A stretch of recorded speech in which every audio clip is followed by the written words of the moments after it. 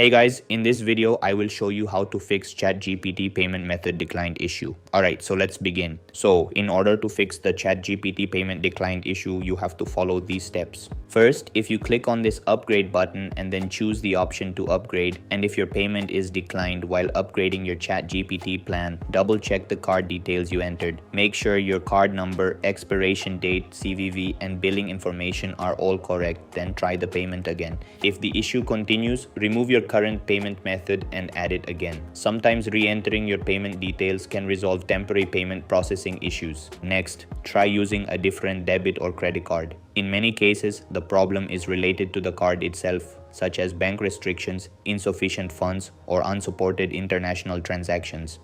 Switching to another payment method may resolve the issue immediately. If you are still unable to complete the payment, click on these two lines in ChatGPT and open the settings section. Then scroll down and open the Help Center.